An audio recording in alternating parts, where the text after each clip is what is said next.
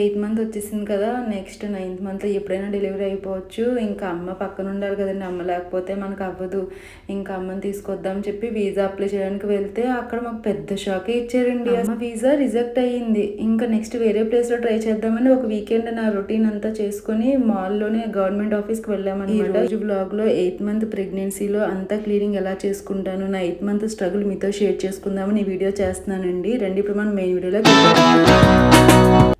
Hi అండి, అందరికీ నమస్తే. Welcome back to our channel Srihans Dubai vlogs. అందరూ ఎలా ఉన్నారండి? ఐ హోప్ మీరందరూ చాలా బాగున్నారు అనుకుంటున్నాను. నా పేరు జ్యోతి. ఈరోజు వీడియో కంటెంట్ ఏంటో ఇంట్రో చూస్తే మీకు ఆల్రెడీ అర్థమయ్యే ఉంటుంది కదండి. అమ్మకి వీసా అప్లై చేద్దామని వెళ్తే రిజెక్ట్ అయ్యిందండి బాబు. అసలు మామూలు షాక్ కాదు. నాకైతే ఎంత భయం వేసేసిందో అసలు.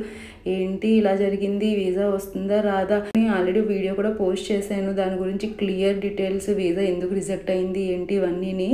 ఆ వీడియో ఎవరైనా చూడకపోతే డిస్క్రిప్షన్లో లింక్ ఇస్తాను, ఇంకా ఐ బటన్లో కూడా ఇస్తాను, చూడండి. అసలు మా పక్కనే ఒక వీసా ఆఫీస్ ఉందండి మేము ఉన్న ఏరియాలో. అక్కడికి వెళ్తే ఆడు చెప్పిన రూల్స్కి నాకు మైండ్ బ్లాక్ అయిపోయింది. ఏంటి ఇన్ని ఉన్నాయా అనుకున్నాను. విజిటింగ్ వీసా మీద పేరెంట్స్ని తీసుకురావాలంటే ఎన్ని రూల్స్ అనుకున్నారు. కానీ మా అత్తయ్య గారు మామయ్య గారు అంటే మా హస్బెండ్ వీసా మీద కదా ఇప్పుడు డిపెండెంట్. సో మా హస్బెండ్ వాళ్ళ అమ్మ నాన్నగారిని తీసుకురావచ్చు, కానీ మా అమ్మ నాన్నగారిని తీసుకురావడానికి చాలా రూల్స్ ఉన్నాయన్నమాట. ఎందుకంటే 2023లో మా అత్తయ్య గారు మామయ్య గారు విజిటింగ్ మీద వచ్చారు. అప్పుడు ఇన్ని రూల్స్ లేవు. అలాగని చెప్తే వాడు ఏమన్నాడంటే, మా అత్తయ్య గారు మామయ్య గారు అనుకోండి మా హస్బెండ్కి బ్లడ్ రిలేషన్ కదా, సో వాళ్ళకి అన్ని రూల్స్ ఉండవంట. మా అమ్మ నాన్న మరి మా హస్బెండ్కి బ్లడ్ రిలేషన్ కాదు కదా, దానివల్ల ఎంత ప్రాసెస్ అయిపోయిందండి బాబు. అసలు అక్కడైతే అమ్మో, నాకు ఇంకా చెప్పిన తర్వాత ఇంకా వీసా రాకపోతే ఎలాగా, అప్పుడు అమ్మ లేకపోతే మన డెలివరీ టైంలో అసలు అవ్వదు కదండి. అలా అని ఇండియా వెళ్ళిపోదామంటే నాకేమో శ్రీహాన్స్ గారు స్కూలు ఇవన్నీ, తర్వాత మా హస్బెండ్కి ఏమో కుకింగ్ అది రాదు, ఇవన్నీ ఆలోచించుకొని ఇక్కడే ఉండిపోయాం. మా అమ్మేమో ఏం పర్వాలేదు స్కూల్ పోతే పోనీ, నువ్వు ఇక్కడికి వచ్చాను పాపం. రోజు మా అమ్మ ఫోన్ చేసి మా అమ్మ బాధపడేది, ఇక్కడ నా బాధలు చూసి అక్కడ మా అమ్మ బాధపడేది. ఇంకా మా అమ్మకి ఇంకా చెప్పలేదు వీసా రిజెక్ట్ అయిందని చెప్తే. యాక్చువల్గా మా అమ్మాయిలు కూడా ఇక్కడ రావడం కూడా కష్టమే కదండి, వాళ్ళకి ఆ పల్లెటూరులో అది అలవాటు అయితే ఇక్కడ ఉండలేరు, అలా అని రాకుండా ఉండలేరు. మమ్మల్ని రమ్మని ఎంత ఫోర్సో పాపం మా అమ్మ వాళ్ళు. కానీ నాకు చెప్తున్నాను కదండి, ఎవరి సిచ్యువేషన్స్ వాళ్ళకు ఉంటాయి.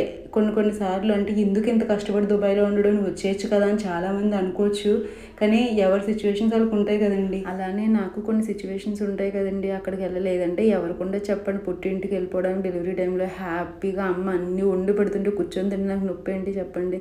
ఇక్కడేమో ఇంకా చెప్పక్కర్లేదు, మన పని మనమే చేసుకోవాలి. ఇంక ఇంటి పని, ఒంటి పని, ఇంక పిల్లల పని, అన్ని పనులు చేసుకొని 8th మంత్ ప్రెగ్నెన్సీలో ఎంత కష్టంగా ఉంటుందంటే పాపం మా అమ్మ ఫోన్ చేసినప్పుడు అల్లా వచ్చేయచ్చు కదా, ఎందుకే అంత కష్టపడి అక్కడే డెలివరీ చేసుకుంటానంట, వచ్చే అని అంటది. నాకేమో స్కూల్ పోగొట్టుకోవడం, పిల్లోడు మనకి ఏదైనా మన పిల్లల గురించే కదా. ఆల్రెడీ నాకు ఒక బాబు ఉన్నాడు. ఇన్ కేస్ నాకు ఆ పెద్ద బాబు లేకుండా ఉంటే ఖచ్చితంగా మా అమ్మ దగ్గరికి వెళ్ళిపోయేదాన్ని. ఎందుకంటే ఫస్ట్ టైం డెలివరీ అయినప్పుడు నేను కన్ఫర్మ్ అయిన దగ్గర నుంచి ఇంకా అత్తయ్య గారి ఇంటి దగ్గర, అమ్మారింటి దగ్గరే ఉన్నాను. మళ్ళీ ఇంకా 8th మంత్లో అమ్మాళ్ళ ఇంటికి వెళ్ళిపోయాను డెలివరీకి. కంటిన్యూగా మళ్ళీ 5th మంత్లో వచ్చాను అత్తయ్య వాళ్ళ ఇంటికి. మళ్ళీ 1 year వరకు ఇంకా అలా అక్కడ 1 month ఇక్కడ 1 month అలాగే ఉన్నాను. ఎందుకంటే చాలా కష్టం అయిపోద్ది కదండి అసలు సింగిల్గా మనం హ్యాండిల్ చేసుకోవాలంటే. దట్టు ఫస్ట్ టైం అంటే అదో రకమైన భయం ఉంటుంది. ఇప్పుడు సెకండ్ టైంకి కొంచెం ధైర్యం వచ్చేస్తుంది. ఓకే నేను హ్యాండిల్ చేసుకోగలను అని ఒక ధైర్యంతోనే నేను ఇంకా ముందుకు వెళ్ళిపోయాను. ఇంకా వీసా రాకపోయేసరికి మాత్రం కొంచెం భయం వేసింది. ఎందుకంటే డెలివరీ అయిన తర్వాత మనకి అమ్మ పక్కన కంపల్సరీ ఉండాలి కదండి. ఎందుకంటే మనం చూసుకోవాలి, బేబీని చూసుకోవాలి. అది నార్మల్ డెలివరీ అయితే పర్వాలేదు, ఒకవేళ సిజేరియన్ అయిందంటే మళ్ళీ హాస్పిటల్కి ఇంటికి మా హస్బెండ్ ఒక్కరు అయిపోతారు, ఎవరు లేకపోతే ఎలాగా. ఆ టైంలో పక్కన మనకంటే సపోర్ట్ ఉండాలి కదా అని ఒక్క రకమైన ఏవేవో ఆలోచనలు. మా అత్తయ్య గారు వాళ్ళు అయితే మేము వస్తామని చెప్పేసి అన్నారు. ఒకవేళ అమ్మకు వీసా రాకపోతే అత్తయ్య గారు వాళ్ళని తీసుకొద్దామని అనుకున్నాం ఫైనల్గా. ఇంకా అలా అని మా పక్కన ఉన్న వీసా ఆఫీసర్ రిజెక్ట్ అయ్యేసరికి ఇక్కడ గవర్నమెంట్ ఆఫీస్ ఒకటి ఉందండి, మాల్లో ఉంటుందన్నమాట. అది మీకు చూపిస్తాను.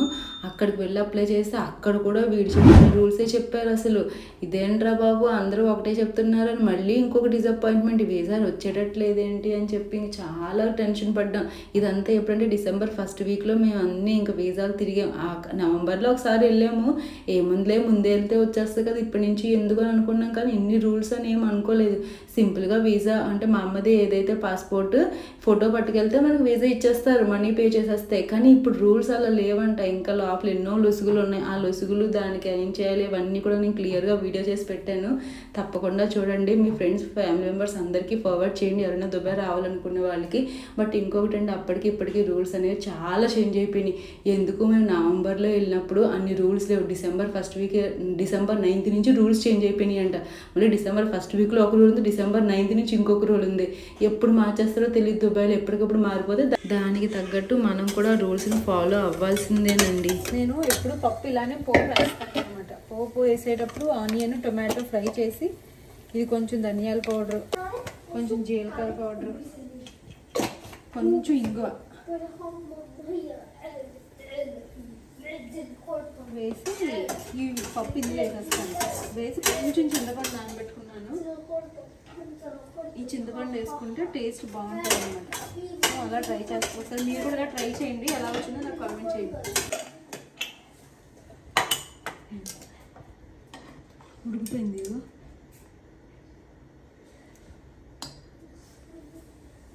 పప్పు వేస్తే ఇందులో పప్పు వేసి మిక్స్ చేసి ఇప్పుడు చింతపండు వేసేస్తే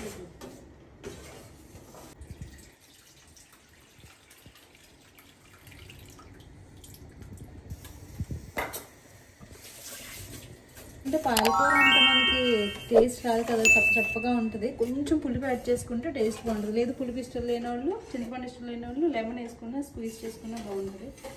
నేనైతే కొంచెం చింతపండు వేస్తాను పాలకూర పప్పులో. అంతే అయిపోయింది. ఇది అయిపోయి బీట్రూట్ ఫ్రై చేసేస్తాను. బీట్రూట్ పెట్టుకున్నాను. పప్పు పాలకూర ఒకసారి ఇలా ఉండి చూడండి, టేస్ట్ చాలా బాగుంటుంది. తప్పకుండా ఇష్టపడతారు పిల్లలు కూడా. చేయలేకపోతున్నాను చిన్నగా, అందుకని చాపర్లో వేసేస్తే చూపిస్తాను. చాపర్లో భలే చిన్నగా అయిపోతాయి. ఆ బీట్రూట్ చాపర్లో వేసి చిన్నగా చేసాను. అసలు చాలా స్ట్రాంగ్ ఉంది. కట్ చేయలేకపోయినా ఎనర్జీ మొత్తం పెట్టాను. ఇంక ఇలా కాదని చెప్పి ఇంకొకటి పెద్దగా కట్ చేసి చాపర్లో వేసాను బీట్రూట్ ఫ్రైకి. ఇంక ఈ టైంలో పొమగ్రానైట్ ఇలాంటివన్నీ తినాలి. నేనేమో తినలేను. ఇంక వారానికి ఒకసారి మాత్రం బీట్రూట్ ఫ్రై చేసి ఇలా పప్పు పాలకూర ఉండేదాన్ని. శనివారమే కదా. వేడి గింజలో కొంచెం నిమ్మకాయ, కొంచెం సాల్ట్ వేసుకొని తాగితే ఉంటుంది. కొంచెం చల్లారేటప్పుడు తాగు. ఈలోపు ఈ బీట్రూట్ ఉంది కదా, ఈ చాపర్లో 2 in 1 భలే చిన్నగా వచ్చేస్తాయి. ఇది వేసుకొని ఇందులో ఎక్కువ వేసేసుకుంటే మళ్ళీ అవ్వదు. ఒక 3 పట్ల కింద వేసుకున్నాను. కొంచెం వేసాను. ఓకే, ఇది మా వాళ్ళు కూడా చేసేస్తారు కదన్నా, నాకు హెల్ప్ చేస్తాడు అనమాట. ఇగో ఇలా మనకి ఎంత కావాలంత కనబడుతూ చూసుకొని ఇంకా చిన్నగా చేయి. నేను ప్లేట్ తీసుకుంటాను. కేర్ఫుల్.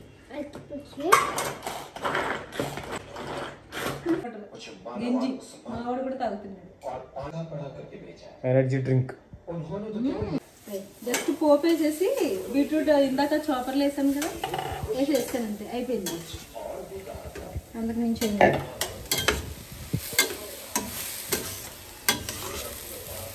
ఇది పప్పు. మనకి స్టీల్ ఇది ఒకటే కదా ఉంది, అందుకని అందులో తీసి మళ్ళీ ఇందులోనే ఫ్రై చేసాను. ఇంక వడియాలు వేయించుకుంటే కలర్స్. ఈరోజు మా లంచ్ పప్పు పాలకూర బీట్రూట్ ఫ్రై. ఆవికి కంపల్సరీ కదా. ఇదేమో మష్రూమ్ కర్రీ. ఇవేమో ఏం చిప్స్ అండి ఇవి? కాకరకాయ చిప్స్. నేను చేయలేదండో, ఈ బయట నుంచి తెప్పించినవి. మేతే మనం చేసి ఇయ్యాలి. ఆ కాకరకాయ చిప్స్ దుబాయ్లో తీసుకున్నామండి. చాలా బాగున్నాయి. మా హస్బెండ్ అంటే జనరల్గా ఇప్పుడు నేను కాకరకాయ ఎప్పుడు తిన్ను, సో నేను టేస్ట్ చేస్తే నాకే నచ్చినాయి. మా హస్బెండ్ కాకరకాయ అంటే ఇష్టం అని చెప్పి ఆ రోజు ఆయన తీసుకున్నారు. ఆ షాప్లో చాలా రకాల చిప్స్ ఉన్నాయండి. డిఫరెంట్ టైప్స్ ఆఫ్ స్నాక్స్ ఇవన్నీ ఉన్నాయి. షాప్ పేరు నేను మర్చిపోయాను, ఎందుకంటే చాలా నెలలు అవుతుంది కదా. ఈసారి ఎప్పుడైనా కానీ వెళ్తే కనుక డెఫినెట్గా షాప్ అడ్రస్ చెప్తాను. చాలా బాగున్నాయి. అన్ని రకాలు ఉన్నాయి. హాట్ స్వీట్ ఇంకా స్నాక్స్. మనకి ఇండియాలో దొరికి వడియాలు అప్పడాలు అన్నీ దొరికినాయండి అక్కడ. బాగుంది. ఇలా వీకెండ్ రొటీన్ నాది ఉండేదండి. 8 month ప్రెగ్నెన్సీలో కూడా చూస్తున్నారు కదా, ప్రతి పని నేనే చేసుకుంటున్నాను. అన్ని పనులు అలా క్లీనింగ్, బాత్రూమ్ క్లీనింగ్, మాప్ పెట్టడం, ఇంకా అన్ని పనులు చేసుకునేదాన్ని. అయితే ఆ రోజు వీకెండ్ సాటర్డే మాకు వీసా అపాయింట్మెంట్ అనమాట. అమ్మకి వీసా అప్లై చేద్దామని చెప్పి ఇక్కడ రిజెక్ట్ చేశారు కదా, సరే వేరే చోట ట్రై చేద్దామని ఈసారి గవర్నమెంట్ ఆఫీస్కి వెళ్ళాము. సో సాటర్డే మార్నింగ్ బ్రేక్ఫాస్ట్ తినేసి కుకింగ్ అది చేసుకొని లంచ్ చేసేసి అప్పుడు ఈవినింగ్ ఇంకా అంటే క్లీనింగ్ అది చేయాలని మార్నింగే చేయలేదు, షవర్ బాత్ లేదంటే మార్నింగే చేసేస్తాను జనరల్గా. సో ఈవినింగ్ హెడ్ బాత్ అది చేసి ఇంక అప్పుడు బయటకు వెళ్ళామన్నమాట. ఆ వీసా ఆఫీస్ కూడా మాల్లో ఉంటుంది. మీకు ఆల్రెడీ ఆ మాల్ వీడియో కూడా ఎప్పుడో పోస్ట్ చేస్తానండి, ఇప్పుడు ఆ మాల్ కూడా చూపిస్తాను. ఆ గవర్నమెంట్ ఆఫీస్కి వెళ్ళినా కూడా మాకు అదే అయ్యింది రండి. నేను ఇక్కడ చిన్న ఇన్సిడెంట్ మీతో షేర్ చేసుకుందాం అనుకుంటున్నానండి. నేను ఒక వీడియో పోస్ట్ చేశాను కదా 7th మంత్ రొటీన్ ఇలాగా ఎలా ఉంటుంది 7th మంత్ ప్రెగ్నెన్సీతో నా రొటీన్ అని చెప్పి. ఆ వీడియో చూసి ఒక అమ్మాయి నాకు కామెంట్ చేశారండి, అక్క మీరే నాకు ఇన్స్పిరేషన్, మీరు ఈ టైంలో కూడా చక్కగా మీ పనులన్నీ మీరు చేసుకుంటున్నారు, నేను మిమ్మల్ని చూసి నేను కూడా చేసుకుందాం అనుకుంటున్నాను మెసేజ్ పెట్టారండి. చాలా హ్యాపీగా అనిపించింది. అయితే ఇంకొకటి అండి, అందరికీ కూడా ఒకలాగే ఉండదు, ఒక్కొక్కరి బాడీ ఒక్కొక్కలా ఉంటుంది. నేను ఆ టైంలో దేవుడి దయ వల్ల నా పని నేను చేసుకున్నాను. కానీ ఒక్కొక్కరికి ఏంటంటే డాక్టర్ ఎలా చెప్తే అలా చేయండి. నేనే కాదు ఏ యూట్యూబర్ అయినా ఎవరు ఈవెన్ వాళ్ళు డాక్టర్లు అయినా సరే మీరు వాళ్ళు చెప్పినట్టు ఫాలో అయిపోవద్దు. మీరు మీ డాక్టర్ని అడగండి, ఎందుకంటే మీ బాడీ సిచ్యువేషన్ మీ డాక్టర్కే తెలుస్తుంది. మీరు రెగ్యులర్గా చెకప్ చేయించుకుంటున్నారు కాబట్టి ఈచ్ అండ్ ఎవ్రీథింగ్ తనకే తెలుస్తుంది. సో వాళ్ళు ఏం చెప్తే అదే చేయండి అంతే, అంతకు మించి మీరు నెక్స్ట్ థాటే వద్దు. కానీ చూడండి వీడియోస్ మీరు తెలుసుకోండి, మీకు ఏమైనా డౌట్స్ ఉంటే వెళ్ళి మీ డాక్టర్ని అడగండి, ఓకేనా అండి. నేను ఎప్పుడూ అనుకుంటాను డిసప్పాయింట్ కూడా అవుతాను, ఎందుకు వ్యూస్ రావట్లేదు నాకు, నేను ఏ మిస్టేక్ చేస్తున్నాను అని ఆపేద్దామా అనిపిస్తుంది.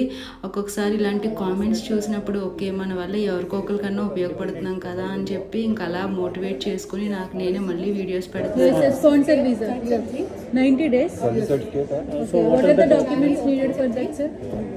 ఇది గవర్నమెంట్ వీసా ఆఫీస్ అండి, వాళ్ళ ఫేస్ మనం అస్సలు షో చేయకూడదు, అందుకని హైడ్ చేశాను. వీసా సార్ తిరుగుతున్నామండి మా అమ్మని తీసుకొద్దామని చెప్పి. సో అప్పుడు తెలిసిందనమాట ఈ December 9th నుంచి రూల్స్ మారినాయి అన్నాను కదండి. డిపాజిట్ 1000 AED డిపాజిట్ అని ఉంది. ఈ మనం 1000 AED డిపాజిట్ చేయాలి అక్కడ. అది ఎప్పుడు తిరిగి ఇస్తారో తెలుసా? 1000 అంటే 23,000, 23,000 డిపాజిట్ అంతే. అది ఇప్పుడు మా అమ్మని తెచ్చుకున్నాను, నేను 1000 AED పే చేసి వీసా తీసుకున్నాను. మా అమ్మ ఇండియా తిరిగి 2 months అయిపోయింది. Visa related video already post చేశానండి, ఎవరైనా చూడకపోతే చూడండి. లైఫ్ అంటేనే ప్రతి ఒక్కరికి ఇలా చిన్న చిన్న షాక్స్ ఉంటూనే ఉంటాయి కదండి, నా లైఫ్లో కూడా అలానే అవుతుంది. మనం మాత్రం చాలా స్ట్రాంగ్ ఉండాలండి, ఎందుకంటే ఈ టైంలో మన ప్రెగ్నెన్సీ అంటే మామూలు విషయం కాదు. బేబీ కూడా మన మీద డిపెండ్ అయి ఉంటుంది కాబట్టి మనం ఎంత స్ట్రాంగ్ ఉంటే బేబీ కూడా అంత హెల్దీగా అంత హ్యాపీగా ఉంటుంది. నా ఈ real life 8th month pregnancy struggle మీతో షేర్ చేసుకుంటున్నానండి. ఇలా చాలా మంది అవుట్ ఆఫ్ కంట్రీస్లో ఉన్న వాళ్ళు ఇలా స్ట్రగుల్ అవుతూనే ఉన్నారండి, నేను ఒక్కదాన్నే కాదు. అలాంటి వాళ్ళందరికీ ఈ వీడియో డెడికేటెడ్ అండి.